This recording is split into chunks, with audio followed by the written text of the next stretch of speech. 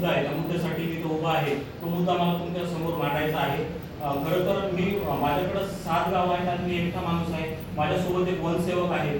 सगळीकडे फिरणं अशक्य होतं. आज सुद्धा 3 गावांसाठी ग्रामसभा आहे. पण सरपंच साहेबांनी मला सांगितले की दादा तुम्हाला आमच्या ग्रामसभेत यावं लागेल. खरं तर माझं या गावावर विशेष प्रेम आहे. तुम्हाला सगळ्यांनाच माहित आहे की या गावात छोटा वाढलेलो आहे. त्यामुळे या गावाचे माझ्यावर उपकार आहेत आणि त्या हिशोबातली बाकी ग्रामसभा होल्डवर घेऊन या ग्रामसभेला उपस्थिती लावली. काल दुपारी मला 2 वाजता एक अज्ञात फोन आला की दादा इथं असा 2 बिबट्या फिरत आहे. त्या 2 महिलांनी बिबटे पाहिले होते. ऍक्च्युली महिलांचं नाव आपल्याला सार्वजनिक करायचं नाहीये. त्यांनी बिबट्या पाहिल्यानंतर परत पुढं 1-1.5 किलोमीटरवर दुसऱ्या माणसाने बिबट्या पाहिला. घटना खरी होती. बऱ्याचदा अफवा असते आणि पूर्ण गाव वेठीस धरलं जातं. पण आम्हाला जेव्हा कळलं, आम्ही त्याचे पाऊल बघितले, तर आम्ही इमिजिएट सरपंच साहेबांना व्हॉट्सअपवर मेसेज केला आणि आमच्या पद्धतीने लोकांना सांगितलं की बिबट्या आलेला आहे.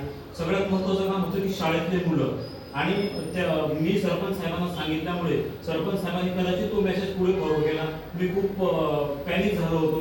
बाबावाडी मिशी फाटा इकडे तिकडे पळत होतो. आमचे कर्मचारी पळत होते. पण माझ्या लक्षात राहिलं नव्हतं की शाळा आपल्याला बघावी लागेल. पण सरपंच साहेबांनी नेहमी ते काम केलं आणि शाळेने त्यांचे पालक आल्याशिवाय त्यांनी ती शाळा सोडली नाही. तर खरंच तुमच्यासाठी टाळ्या, शिक्षकांसाठी, सगळ्यांसाठी. कारण तुम्ही काल खूप मला ऍक्च्युली मी तुम्हाला तो मेसेज फॉरवर्ड करायचा होता, पण तो कदाचित सरपंच साहेबांनी तुमच्याकडे तो मेसेज आलेला आहे.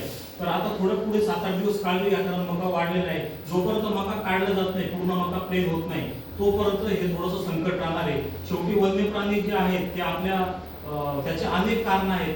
गावाकडे ते प्रस्थान करत आहेत, पण शेवटी त्यांना पण जगण्याचा अधिकार आहे.